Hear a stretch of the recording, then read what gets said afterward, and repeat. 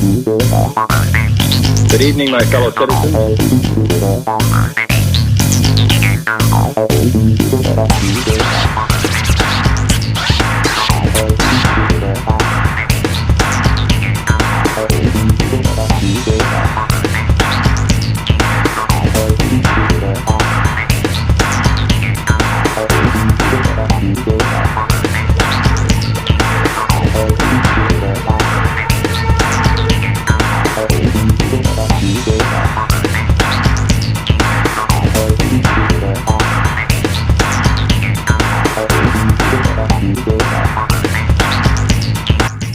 All right. Hey, everybody. Welcome to Tuesdays Live. Mark Lamdansky here. I am, a host of Tuesdays Live.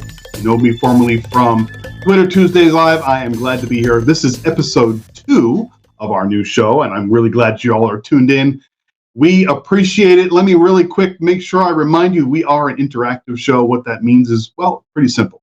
Get on Twitter. Give us a mention over there using our handle, AllIndie, ALLINDIE. If you do that, we will give you a shout out right here on the video live. We'll even put your tweet up on the screen for you so all the world can see it. You can also tweet us to ask questions of our guest, and they'll be happy to answer pretty much anything. So if you're out there, give us a tweet, even just to say hi. Let us know. Say, hey, I'm tuned in. We'll give you a shout out. We would love to do that. We got a great show lined up for you tonight. If you watched last week's episode, we had David Starr and John Oates on the show. That was a lot of fun. If you happen to miss the live show, it is available on YouTube. Just go and find our YouTube channel, and it is there. You can also find it at our website, tuesdayslive.com, and you'll be able to watch it over and over again. Because, that's what you like to do, right? I'm going to use the force. Go watch the show. Go watch the show. All right. Anyway, let me go ahead and introduce to you my co-host, and he is also the executive producer, the guy behind the scenes and in front of the scenes here. He is the ultimate multitasker from Paris, Illinois, population 13 and a half. Ladies and gentlemen, Rich Wildman. Hey, Rich. Hey, Mark, I moved here because I thought actually that this was like the home to all things Paris, the Louvre, Mona Lisa, the Eiffel Tower. I can't find any of that stuff here. All I find are cows, dogs, cats, and corn. Well, that you need to go out and build it. Build yourself a Louvre. That big glass sculpture. How difficult can it be? I don't have the time or the will or want to do all that stuff. That's a lot of work, I would rather just go take pictures of it or something.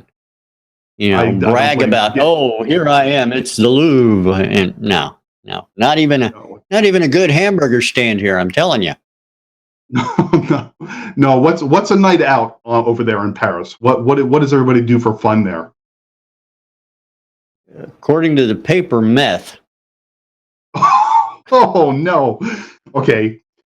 All right. So there's this small town up in north central Florida called Bushnell, and I apologize in advance if anybody up there is watching the show for saying this, but there the big night out is, hey, let's go to Walmart. I mean, we have a Walmart, but it's usually not a big night out. No. No. But I do want to talk about something kind of interesting before we get to our guest today.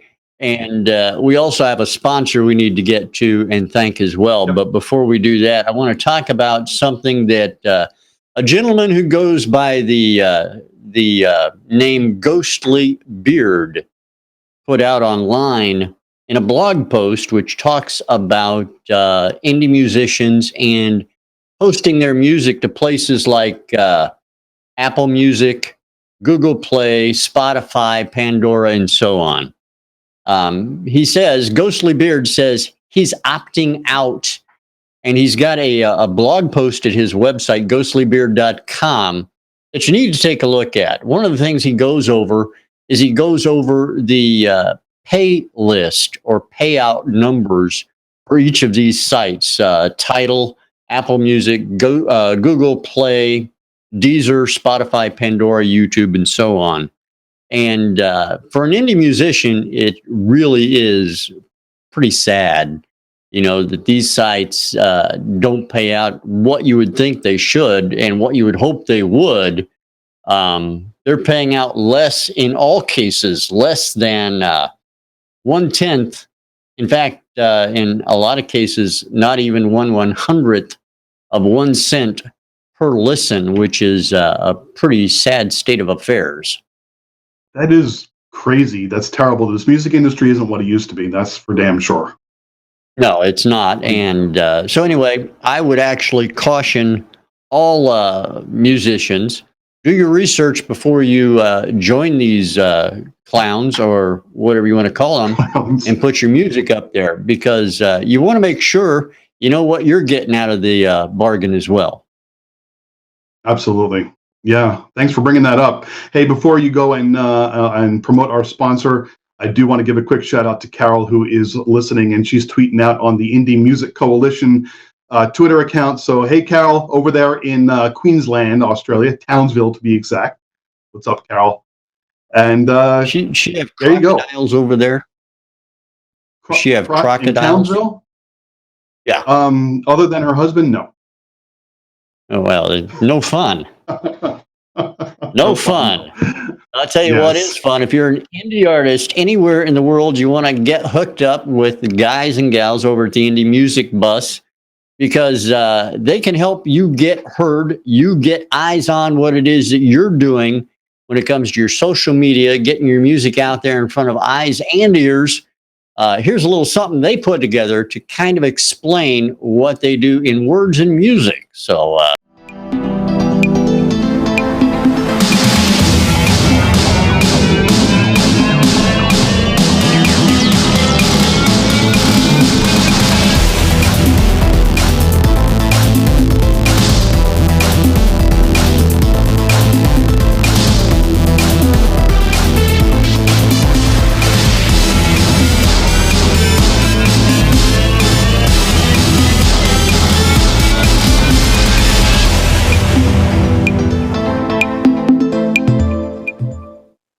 all right, Indie Music Bus. Well, sorry. I thought you were counting out for my benefit. I could jinx you for that, and then you wouldn't be able to talk the rest of the show, but I'm not. Oh, man. I could use a night off. I'm just saying, Yes. All right. Anyway, let me quick say, Carol tweeted back. She says that they have huge crocs here in Townsville. There you go. Yeah. There you go. Yeah, it's but not I think Australian she's referring to those crocs or kangaroos, and both of them start with K. I think she's talking about those, water shoes. So, it could be. Okay. Yeah, could be. The balloon shoes with the holes in them. That's right. Yeah. All right. Who's our guest tonight, Mark? Yes, that's what I'm about to do here. We have a guest? Wait a minute. Work with me, man. Work with me. All right. Let me go ahead and bring in our guest for the night. He is an interesting fellow. We had a little chat with him for about a half an hour before the show started, and I think you're going to like his style. Ladies and gentlemen, he is actually a practicing clinical psychologist or a psychotherapist, and which is perfect because I need one of those. And he's on the show tonight. So it's going to be kind of like, a psychology show tonight. Not. And he's fluent in Mandarin and Hebrew. And I guess he knows something about Buddhist meditation as well, according to his bio. But he's also a guitarist and he's a singer and he likes to write political music. Ladies and gentlemen, I give you Mr. Joe Rhinewine. What's up, Joe? Howdy. Howdy. Oh, wow. All right. How you doing over there? You're in Oregon, right? I'm in Oregon, yes. Oregon. Yeah. Oregon. All right, yes. Yeah, okay. Well, now what you told me earlier that you're actually from New York, but how did you end up going all the way over to the West Coast over there? Pretty much just opened the map, closed our eyes, spun around a few times, and put our finger down on the map and just moved. My wife and I actually chose to live in the Pacific Northwest, applied to jobs in Oregon, Seattle, and ended up here. Of all places. Well, hey, I hear it's beautiful. I haven't been there. I do plan. Where in? What did he say? I think he was trying to say that he can't. I was going to say No. I never get to ask anything because Mark always asks, but that's okay, Mark. You just carry on, buddy. Look, I'm looking down on you now. All right, It's like that's new. you got a spot on your head there. All right. Anyway, sorry, Rich. Please go ahead. Ask your question. No, I was going to ask. Growing up in New York, where actually did you grow up at in New York? Actually, where I grew up at was a neighborhood known as Washington Heights that I guess doesn't get a whole lot of publicity. And when it does, it's usually for, I don't know, the crack epidemic of the 80s or the assassination of Malcolm X in the 60s. But it's basically the nosebleed seats of Manhattan, way up by the George Washington Bridge in that area around there. People usually think Manhattan kind of ends with a cliff at 110th Street, but it actually kind of goes on for miles. And so I lived way up there, and that's where I'm from. Did you get into music while you were in New York, or was it something that occurred later? Well, I took music lessons since I was really small, but I would say, I mean, into music as far as playing in bands and stuff wasn't until I was a teenager. By then, my parents had moved to the DC area, so I'm also a little bit from DC general area. So a new DC Aganian. Something like that. Yeah, I guess when people ask me where I'm from, I always say New York, so that says something. You know what? I don't really Mark. hear it in your voice. Oh, you're welcome. Hey, I got anything on my? You got anything on? Do I have anything on my chin here? Okay. Just that ugly cat.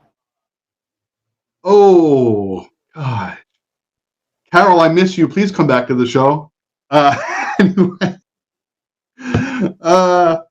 Right. Anyway, Mandarin. Obviously, we're here to talk about new music too, but I got to know. Hebrew, I get it. You're a fellow Jew. Us Jews, we all have to learn Hebrew at some point in our life, at least how to read it. But Mandarin, how did you get into Mandarin? Well, I was really, really bad at French, I was going to fail French, and then I was told just that year, I believe it was the year 1984, thereabouts. That there was an experimental Chinese class, and that Chinese had no tenses, no verb tenses, and no conjugation. And I said, that's for me. And so I got into the class, 10th grade, and within a few weeks, I was at the top of the class leading pronunciation drills. So I don't know. In China, they said maybe I was Chinese in a prior life. Maybe. So was it actually easier to learn because of all that, no conjunctions and then all that? Well, yeah, because it's a musician's kind of language, because it's a tonal language. So there's that, and then it depends upon the intonation, the lift or the fall of your vocal tone, what something means, and then also the grammar is more about patterns, the order of words in a sentence. I'm sure this is fascinating for your viewership, We're very popular in China, by the way. I'm just going to say that right now. Ni hao. Just said hello to all the Chinese out there. So for musicians, for people like me who are very auditory, and especially at that age, I had almost you can't say photographic memory, I guess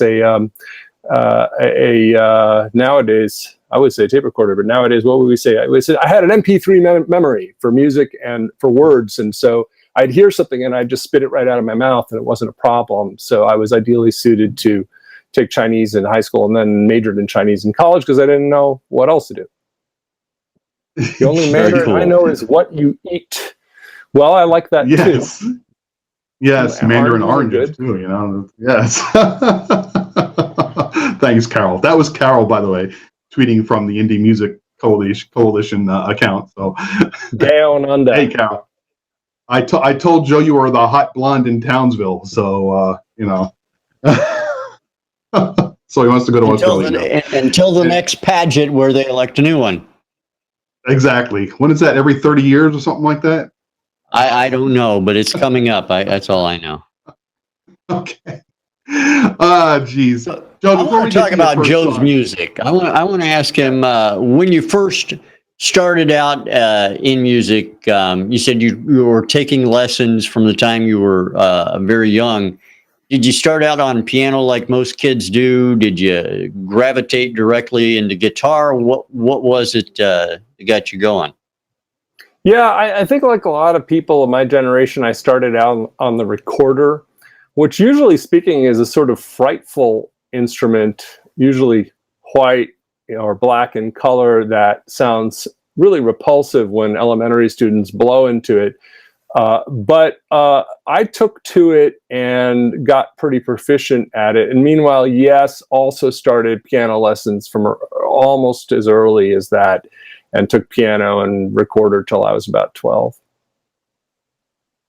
Very cool. Very cool. It's kind of, the recorder's kind of like the violin of kid, It's just Yeah. until you get the hang of it, it sucks.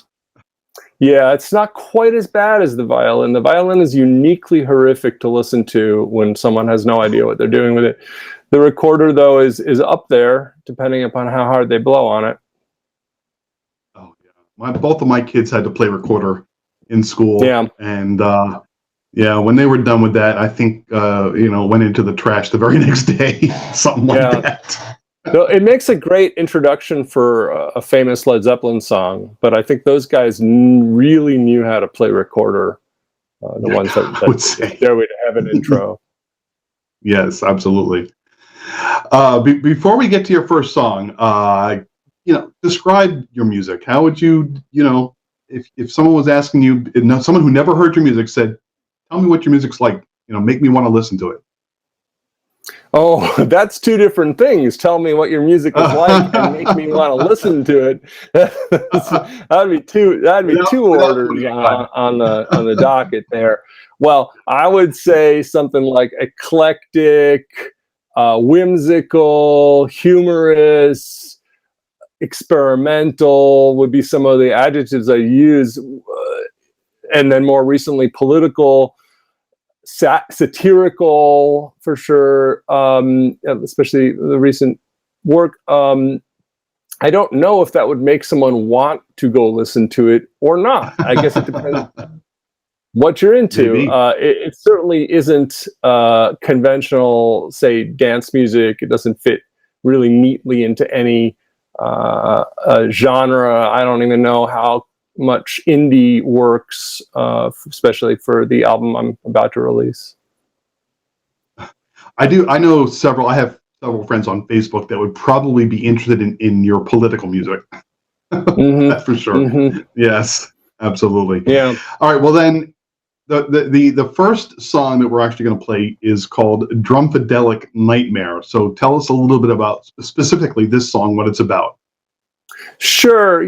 This song was the first song I recorded for the current CD, and it's the first song on the CD. We're going to finish mastering it on Friday, God willing. So I wrote that a little while ago, very much in reaction to the election of Donald Trump.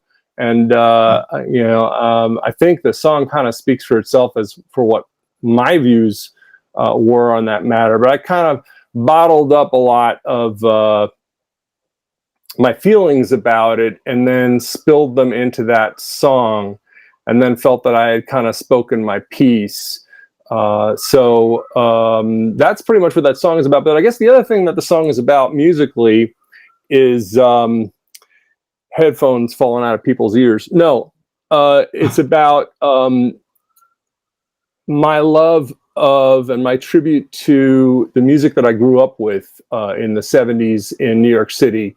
So specifically the music of Parliament Funkadelic, George Clinton, artists like some of the earliest rap artists like Sugar Hill Gang, and also various funk and soul artists, especially Stevie Wonder.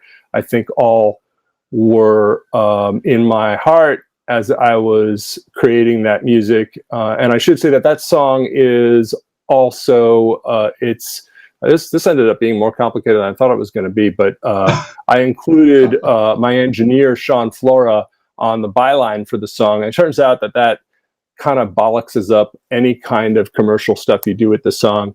And I won't be making that mistake again. But in any case, no, it was quite warranted because Sean really helped shape the song and especially helped rein me in a little bit and help me clarify my message of what I was saying, and then not say things that I didn't really want to say, or that wouldn't be the right thing in the long run.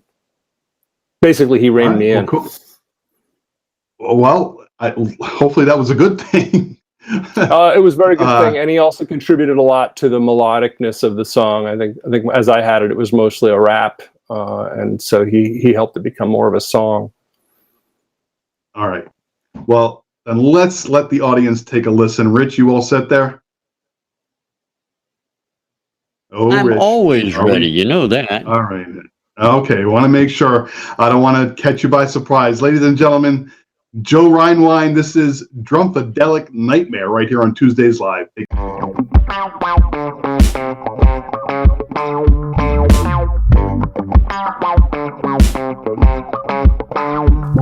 Now let's elect some wretched chump who says he's gonna drain the swamp of Washington, that nasty town that takes your money and gulps it down, hands it out to welfare queens, entitled hipsters in tight jeans, crack cocaine fiends and illegals, skin and barbecue the bald eagle. What we need's a guy who hurts anyone who wears the wrong colored shirt, who looks too brown or talks too weird, dresses funny or has a beard.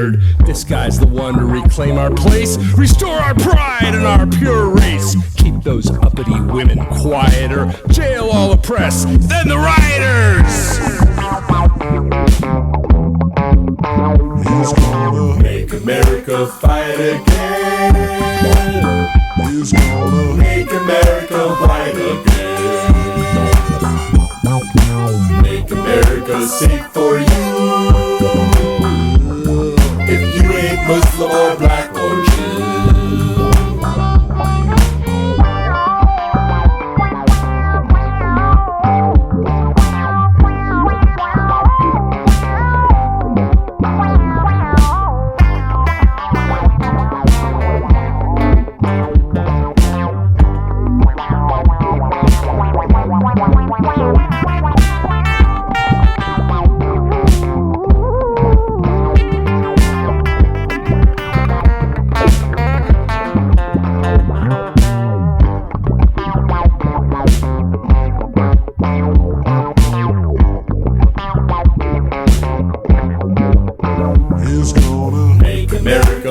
again. Well, make America white again. Build a wall against Mexicans, 'cause it works so perfectly in East Berlin. Let's piss off China and Iran, Australia, Mexico, and then Japan. Let's start a war, or 2, or 5, till there's no one left alive to oppose our destiny manifest, our white man's crusade, our holy quest for world dominion. Über alles, all hail to the giant phallus, safe inside our wall. The borders will all love following all his orders. He's gonna make America right again. Make America white, my friend. Grab America by the hood. Show the world that we ain't no disease. Get your right hand in the air. Get it up like you just don't care about anyone. Tip yourself. Another white folks look like you. Ain't nothing but a party, y'all. Nationalist party. You want it darker? Alright, let's make it dark.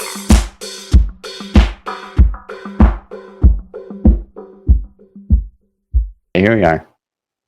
All right, Tuesdays Live. Thank you all for tuning in. That was Joe Rhinewine with Drumpfadelic Nightmare.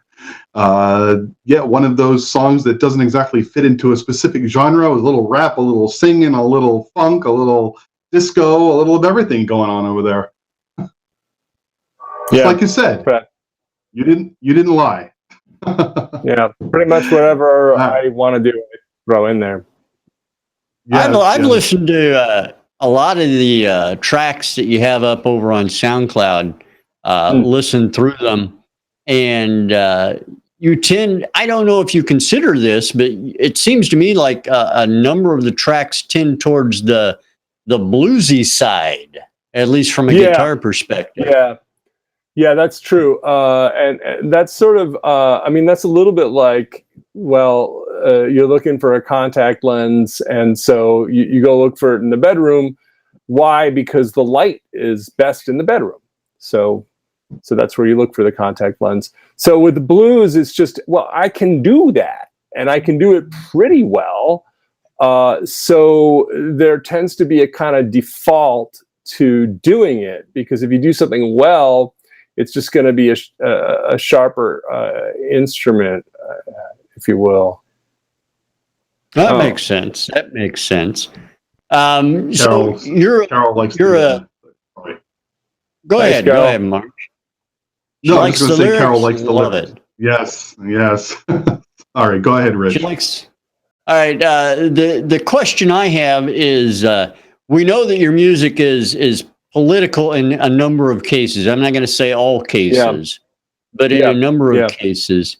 What motivates you to write music? I would assume in this case it was politics, but I'm sure there are other things that motivate your music as well. Oh, for sure. Yeah. It's actually unusual for me to get overtly political in my music. And the last disc certainly didn't have anything on it political in nature. So it was really something that happened because of that election. And I don't know if I'll go on to write a lot of political stuff. I do seem to have a flair for satire, though. I definitely enjoy making fun of stuff in my music, and whether it's other musical styles, making fun of them or paying tribute to them, or other issues, cultural things. That's a role that I enjoy, at least. Whether I do it well, I'll leave that up to other people. All right, now go ahead, Mark. I have another tweet here I want to pop up for Joe to see. Has anyone told you that you look like John Malkovich? No. I don't see it, but that's a new one, but I take that as a very high compliment. It's the young John Malkovich. There you go. Oh, man. We also have a shout out from Ghostly Beard. They say that they're going to be in touch with us to book on the show. That's awesome. By the way, any bands out there or musicians or anybody who's in the independent scene, it could be a comedian, an actor, a musician, somebody who's in the industry, like a promoter, a marketer, like Walter. Yes, a Walter.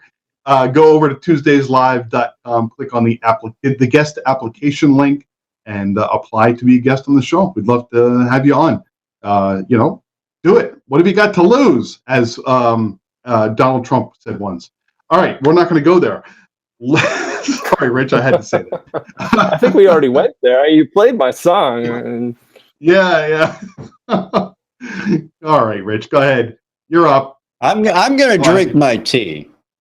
I'm sure that's just tea now. I wish it weren't, but it is. It's only tea. So, okay. A number of things motivate you to play music. When did you pick up the guitar, and how long you been playing that? I picked up the guitar at 13. I'm 47 now. So what is that? 34 years or something like that. You asked what motivated my music, and I didn't quite answer that question in a general sense. Right. And I've just always wanted to play rock and roll. This whole psychology thing was sort of a compromise. Like, somewhere in my teens, I got it in my head that it might not be the easiest thing in the world to become a rock star. And so I chose to go a different direction, ultimately leading me to psychology. But really what I wanted most passionately was to create, what I guess some people call prog rock, progressive rock music. That was my greatest love through my teens, and really in many ways still is. And so I've come back to music in my 40s with an intent to play pretty much whatever it is that I think sounds good to me and that I'm capable of creating and playing. And that's pretty much my intent is just fulfilling the dream of creating, recording, playing this music. Beyond that, I don't know. Yeah, fair enough. And I'm not fair really enough. making prog rock. Yeah, I'm not really making prog rock as too fucking I noticed time-consuming. on one of the songs that we looked at potentially playing on the program tonight, that a number of the people who motivated you regarding the type of music you do, Pink Floyd and Frank Zappa, among others, were, a lot of them are, you can't really buttonhole them into any particular genre at all. They kind of do their own thing, and it's kind of, throw it up in the air, and whatever comes out of it is what it is. Yeah. That's what I've always loved and admired in other people's music. And I was a huge Pink Floyd fan in my teens, from age 10 to 14, what have you, and got into Zappa later in my later teens and early 20s. And pretty much everyone who I get really into musically tends to have a genre all to themselves. So people like Zappa and Dylan and Lou Reed and a number of others. My wife introduced me to Bjork, Tori Amos. I tend to just gravitate towards people that are doing something that is in some ways entirely new. And that's what I admire. That's what I enjoy. I get bored very easily. Most music bores me. So that leaves me with just a few kind of directions. Most music bores me. That's our quote now. That's going to appear on the video. you can quote me on that. I'm perfectly fine with that. I'm known in my field of psychology as being a curmudgeon. I write some of the most scathing criticisms of my field that are available online from within the field. So I guess I won't do anything different from that in my music career. Be who you are. That's all. Yeah, that's all right. kind of. That's kind of what? It. Oh, it. Yes, definitely it. The thing. Yes. A thing. A thing. All right. Everything's exploding. Yes, and I don't mean that figuratively. That's the next song we're going to play for tonight. It's called Everything's Exploding. Tell us a little bit about that and what exactly was exploding. Well, things were literally exploding. That song was actually written in response to one of many terrorist attacks in Europe. And I don't even know which one it was anymore. But so it was something blew up in Europe. It might have been Brussels. I've lost track at this point. But I was, I guess, sad, hurt, angry, a mixture of all the above, and the song just came to me real quick, and ended up taking a very Dylan-esque voice for it, and the song kind of just wrote itself. But then when I started making this CD about the Trump era, so far what we know of it, it seemed to fit really well in terms of how people on my side of the political fence, more liberal folk, feel right now, whether true or not. certainly we feel like everything's exploding, everything's falling apart. And so it seemed like it fit right in as the second song on the album. All right. Well, let's let the folks out there take a listen, and everybody stay tuned right now. It's Everything's Exploding by Joe Rhinewine right here on Tuesdays Live. Take it.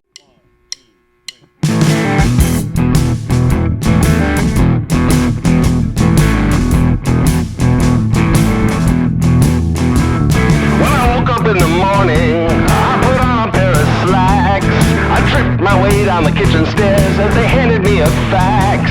I couldn't read the writing, it was in another tongue. Something about the fighting and somebody being hung. I couldn't swallow coffee, I coughed and choked on toast. I gathered up my business and went out to clear the coast. There wasn't anyone on the street, some boys were busy loading. Just about that time I realized that everything's exploding. Yes, everything's exploding. No one here is safe. There's body parts flying all around the room, and the park is being strafed.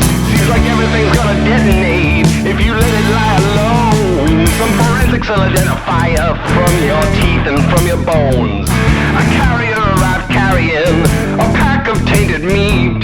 A swarm of rabbit terriers showed up looking for something to eat. They said, don't worry about now your iPhone or the software that's been bloating.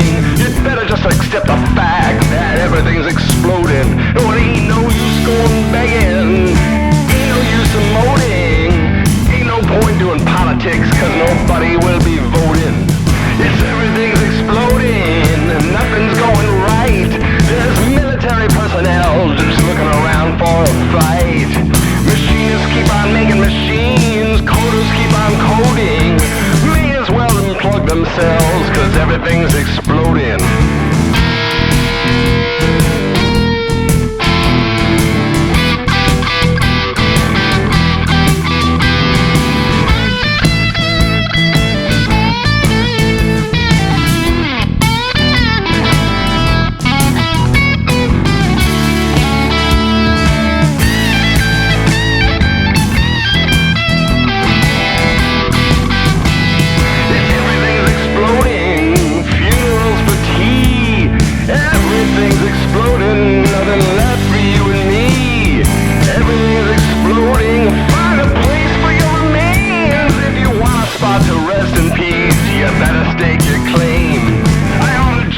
They brought me blood, they said it wasn't fashion. The waiter served it with a gun, in case I had a passion for target practice on the chefs. We had them on the run, we lit the place a smoking mess. They said my work was done. They had to make room for the king, he came in shaking his hips. Then his suicide vest detonated, I pocketed his lips. Yes, everything's exploding, everything's on fire, everything's exploding, news keeps coming through the wire. Everything's exploding and nothing is the same. Everything's falling far apart and nothing whole remains.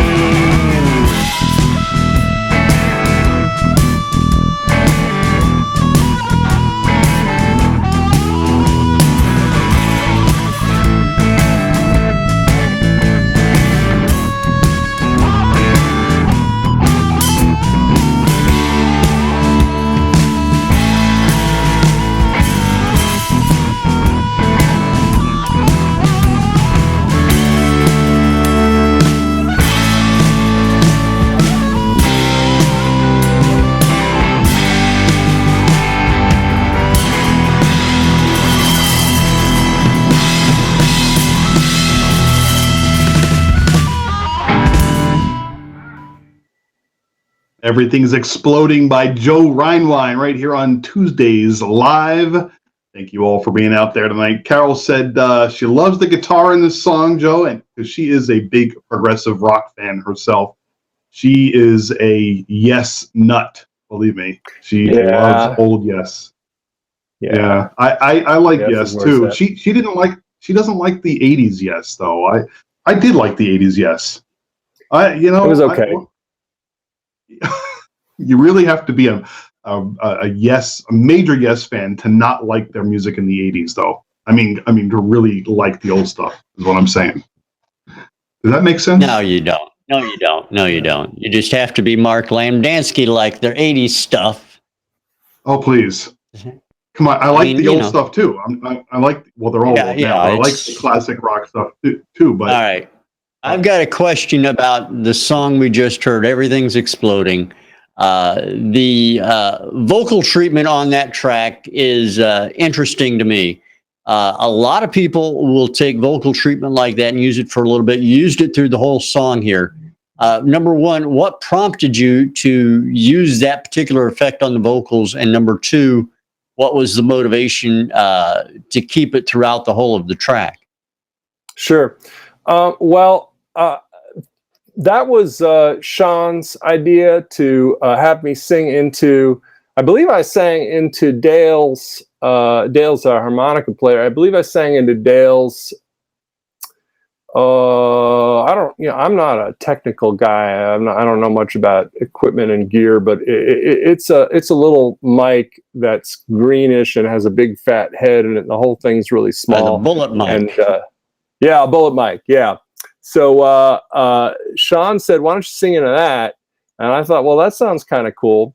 I think one reason is my voice kind of sucks. So if we mess with it enough, I don't know, somehow that doesn't quite come across as much. By which I mean that my vocal control is minimal.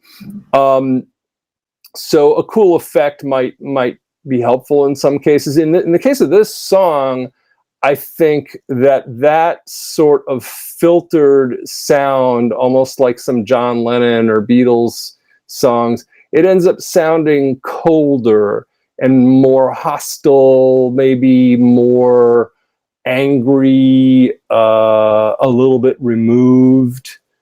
I don't know. What is it? What did it mean to you? I mean, these are things I don't think through very much. I just kind of say, "Oh, well, that's kind of cool. Let's go with that." You know, in my opinion, it went well with the song. It went well with what the song was about, and it kind of reminded me of two different things simultaneously. It reminded me of what might be a call-in news reporter describing a scene, or something along that lines, which went along with what the song appeared to be about. It went along with the title very well.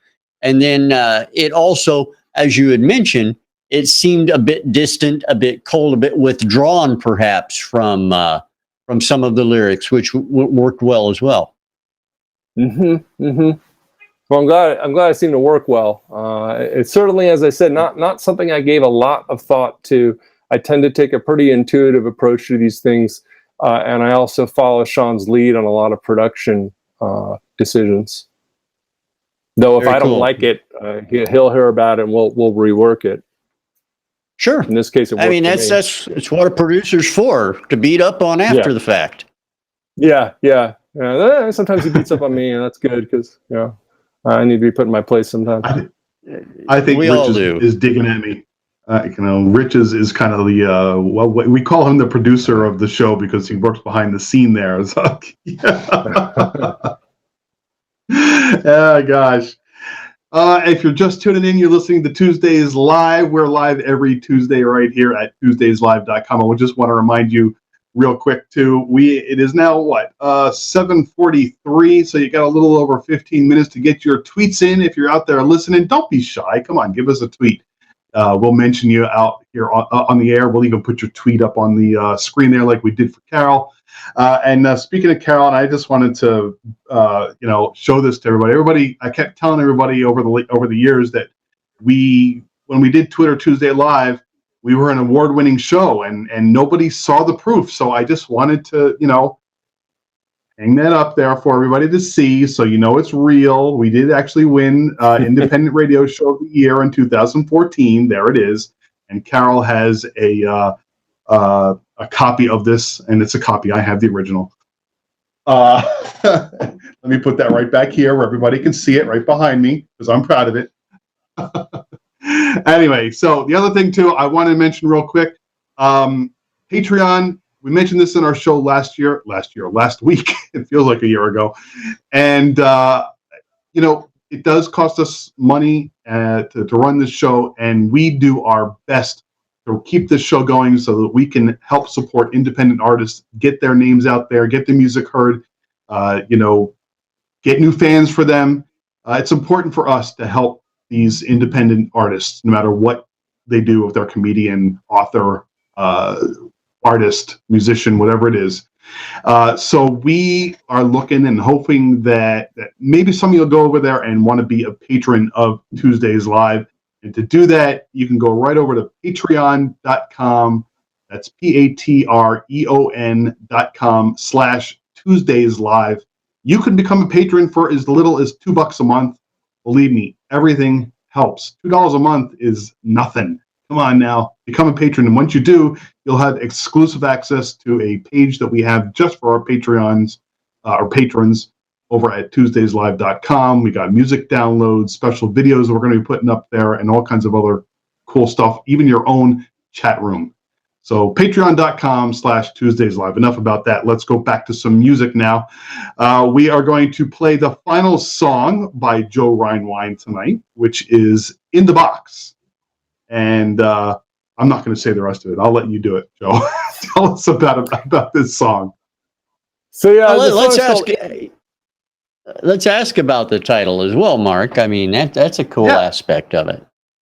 Yes. Yeah, the song is called In the Box, Put It, which includes a parenthetical. So it's in the box, and then in parentheses, put it. And this is kind of a running gag that I had with a friend in grad school. I guess I love things that are cheesy and stupid. And there are few things as cheesy and stupid as some of the cultural imagery and conventions that came out of the 1970s, although I suppose arguably every era. So one of the things that I thought was particularly funny in that way that, I don't know, I share this in common with people like Frank Zappa, that if it's really stupid, that's just great. Then I want to do it too. So one of the things was that you'd have a little parenthetical after the title. So I don't know, can you think of a song that has a parenthetical in the title? Offhand, no, but I've seen a lot of them, especially back in the 80s. I can't either, because I'm a little like, Baton Rouge, Cindy, Baton Rouge, a little too on camera to actually think that with that much agility. But I always thought that was funny. And so this song is a preposterous song. And so I decided to give it a preposterous title as well. Well, tell us about the preposterous song. What is it about? Well, it's really about a lot of my music. I have a colleague in music who did some of the same work that I did in the past few years, in terms of a person whose name I am circumlocuting at this moment. And he put out a disc. His name's Patrick Grant. And he put out a really neat disc, and he said, "This disc is not about this is not guitar music." He said, "It's about guitar music." So in a sense, the whole disc is kind of a comment on here's what people do with guitars and how people torture this instrument and how people make this instrument sing and do interesting dances for us. So in a sense, my music is a little like that. And that song is not a blues song. It is a song about blues songs. So it's more of a comment on what I call white boy blues. This kind of electrified, we've got amplifiers and guitars and we can be pretty loud and we know just a little something about the blues, not a whole lot, but we're gonna rock out and then we're gonna say maybe some preposterous, insipid commentary, largely self-aggrandizing or posturing while we play. And so that's more what this song is about. I didn't think this song it was really a 5-minute song to write, literally. And it was the least important song to me of the 5 that were on the EP. And it ended up being the one that people liked the most. That's how it usually ends up. Believe it or not, we've encountered that a lot. This song I wrote in 2 minutes, and it was just a filler song. It really wasn't meant to be anything, and the people love it the most. That's how it usually happens. So, yeah. All right, well, let's let the audience take a listen then. It's called In the Box, and in parentheses, Put It. And it's by Joe Rhinewine right here on Tuesdays Live. Kick it off.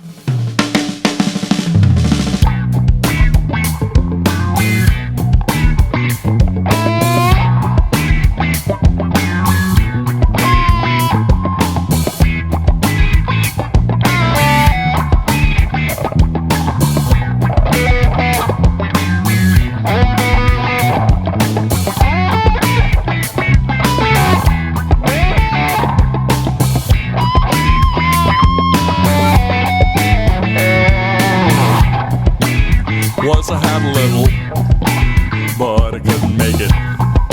So I got another, but I couldn't take it. But I had to try to, and they wouldn't listen. So I called them up and I gave them some. I put it in the box. That's what I did. Yes, I put it in the box. Yeah, I put it in the other room. I put it up on the shelf, and I did it by myself. Well, not completely by myself. I had a little help, but essentially by myself. Put it in the box. Put it in the box. If it doesn't fit, then you gotta stand on top. You gotta kinda lean on it. Gotta jam it all in there. Jam it, jam it, jam it, jam it.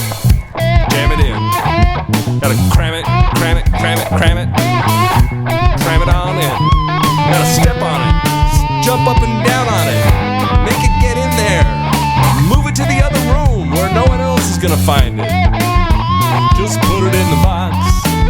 Don't knock over the ficus plant, though. That's been in my family for generations. I don't know. Maybe it needs a little fertilizer or something. I don't know. Just put it in the box, yeah? All right. Let's get out. That's right. Take it out. That's how it's done here in New York. Oh, really? What was that? Oh. Oh, wait. How did you do that? Hey, show me that again. Oh, like that. Does that get it to fit in the box better? Because that's what I'm really interested in here. I want to know how to get stuff more efficiently into a limited space, because the movers are really expensive. Reagan deregulated that whole industry a while back. Put it in the box. Put it in the other room. Up on the shelf. Might have to do it. Might do it by yourself. Might not be able to get your friends to help. But nonetheless, you should proceed. Is that gonna fit?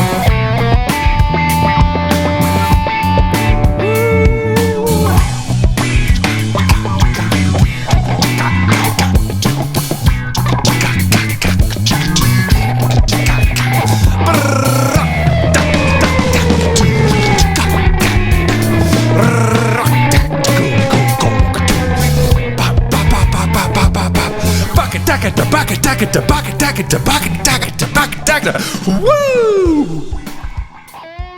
Is that gonna fit? All right. Is that gonna fit? I like the way that song ends. Is that gonna fit? All right. Well, there's so many ways I can go with that. All right. That's what my ex-wife used to ask me when we moved her couch. Oh. I thought that was going in the right direction, but all right. Anyway, clean it yes, up that for was Carol's sake. Yeah, for Carol's sake. In the Box, Put It by Joe Rhinewine right here on Tuesdays really Live. like We're that really, song. yes, we're getting down to the end of the show. We got about 6 minutes left. So what I want to do is I want to get to the rapid fire questions. Are you ready for this, Joe? All right. Yeah. I got 10 of them. So you got to go through and you got to answer them as quickly as you can. Don't give me long answers. Give me short answers. All right. And I can do that. all right. There's 10 of them. Are you ready? Here we go. Number one, if you could go out and buy any type of food, what would it be? Sushi. Sushi, yes. I was craving sushi today. All right. Good one. What is one of the things that you would put on your bucket list? My bucket list, India. Get to India. Spend a few months there. Really? India, of all countries? Wow, interesting. I don't think I want to go to India, so don't invite me. All right. You're off the list. All right, good. Rich will go. If a movie was made of your life, what genre would it be and who would play you? I think it would probably be an absurdist kind of dark comedy and starring Benedict Cumberbatch, maybe. Oh, well, I don't know. I've never seen him with a beard. We'd have to see what he looks like with the curled beard and curled mustache. Yeah. Mm-hmm. Yeah. We'll have to check that out. He might look a little like this. Yeah, maybe. You have to send him your glasses. All right. What is, that's the one, right? What is the one thing that annoys you the most? Oh my God, there's so much. The one thing that annoys me the most. First thing that comes to mind. First thing that comes to mind is babies screaming next to me on a long flight would be something that's up there. I've been there, and actually I've been on both ends of that. I've had the 6-month-old baby, and I've been on the other end of it too. So, I mean, lying politicians are up there too. Oh, no, we don't have that. Come on. No. All right, what is one of your weird quirks? What isn't? One of my weird quirks. Well, lately, one of the reasons I wax my beard is so that I don't pull on it. Because once I grew my beard down, I started pulling on it a lot. And so then once I started waxing it, I said, well, this looks kind of nifty, and it stops me from playing with it too much. Okay. I do that. I go like this all the time. Yeah. If you could trade lives with, well, let me restart that question because I'm not sure I said that word right. If you could trade lives with anyone for a day, who would it be and why? Did that have to be alive? No. Oh. Well, I'm going to be boring and say Frank Zappa because he's sort of my ideal epitome of the musician that I wish I were. And more for his work, his live work with large bands. Of course, he's been dead since 1992, so I wouldn't want to trade with him right now. No, probably not, unless you were guaranteed you can come back. Yeah, all right. That might be interesting. If you could talk in your sleep, what would you say? Ah! Oh, yeah. Okay. All right, you have to finish this. What I do say. Oh, really? Oh, wow. All right, you got to finish this sentence, all right? When I dance, I look like... an idiot. Oh, that's the common answer. Everybody says that. Okay. Nobody has any... All right, there you go. Another 4-letter word. All right, Which celebrity annoys you the most? I'm pretty out of touch with celebrities, but what celebrity annoys me the most? Oh gosh, fill in the blank with anyone who plays the fundamental role and function in society played by Paris Hilton traditionally. I have nothing against Paris Hilton, actually. She could be a wonderful person. I don't like the role that she has been cast in our social world. The famous for not being famous. Famous Kind of like because Kim Kardashian. Yeah, that's pretty annoying to me. But like I say, I don't watch TV, and I don't have much exposure to those folks. All right.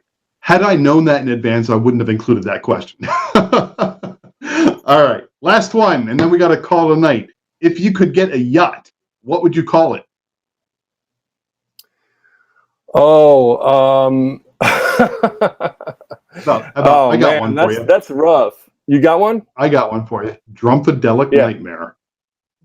Yeah, that's not bad, actually. Yeah. I mean, something like that. Either that, or I'd quote some, I don't know, Pink Floyd or Rolling Stones song that I'm not clever enough to think of on air. Yeah. Cool. All right, those are the rapid fire questions, and that brought us to the end of our time, unfortunately. So, folks, if you're out there listening, Tuesdays Live, we really appreciate you joining us tonight. We got to call it a night, unfortunately, but we're going to be back next week. The group out of the UK called The Family. They are rap and R&B and hip hop. That was the word I was thinking of. Hip hop. I think you'll enjoy them. I've listened to some of their stuff, and they're pretty good. Pretty good. I think you'll like it. In the meantime, Joe, I really appreciate you taking the time today to join us on Tuesdays Live. It was great having you. We certainly look forward to thank you so much for having me. Of course. And Rich, before we say goodnight to everybody, is there anything else you want to say? Yeah, you down there. Good night, Carol. That's all I want to say. Good night, Carol. That's it. Good night, Carol. All right. We're going to close out the show with a song by The Family, who's on next week's show. It's called No Days Off, and they'll be, again, next Tuesday, 7 p.m. Eastern Time, right here at TuesdaysLive.com. Thank you again for joining us tonight. You all have a great night. See ya.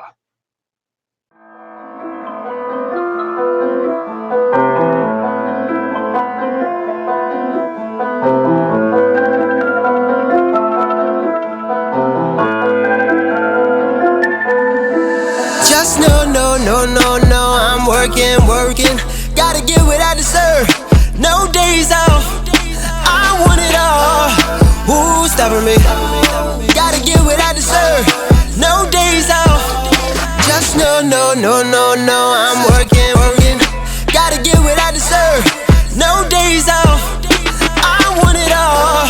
Who's stopping me? Gotta get what I deserve. No days off. I've never had a friend who can match the pen. I light up the set, don't match with them. Starve for weeks on end to record again. Don't be sad, it's the work of men. Me at rage, you must be mad. Got a brand new Benz out, oh my dad. And me and my broski were moving all wretched. We was turning up the app. They rap for Balenciagas, that's fine. I rap for them things invading my mind. I grind like Tony Hawk's in 99. Line for line like the wrist of a self-harmer. Go bars how I rep Ghana. My work's in the field like a great farmer. So the ends are going ham like I bought Palmer. When they tell me no man, I work harder. My mum's getting older, we can't slow down. Know that there's never a day with no sound. So if a soundboy thinks that we ain't on guard, then know he can get mowed down. So many invites got turned down as we put them final gems in our crown. I was working off Adele for my glory, word to my hometown. Just no, I'm working. Gotta get what I deserve. No days off. I want it all. Who's stopping me?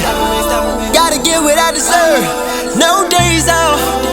Just no, I'm working. Gotta get what I deserve. No days off. I want it all. Who's stopping me? Gotta get what I deserve. No days off. I really put in work round here, that's a headline. Lot of man left dead here, that's a dreadline. Finding it hard to sleep, fighting with bedtime. For now I go underground until I get mine. Trust that's a mine. You don't get flame cause you're lighter, and you don't get sauce from design. I see man looking like ketchup bursters. Harry had to lay man out like recliner, but back to the right. I seen pen break brothers every time I had to bring bars to the cipher. Heading to the top, if you're standing in my way, then I might take your head top off like I'm silent. Watch me get 100 bags cause that's my fault. Brothers with enough of a bond to make the sky fall. I know I got that golden eye, it makes me mindful. So make way I'm coming across and that's Bible. Deal. I always had to work through the summer, and now I go to work in the rain. Said I don't mind working, God, if you promise me that it won't be the same old. I always had to work through the summer, and now I go to work in the rain. Said I don't mind working, God, if you promise me that it won't be the same old thing.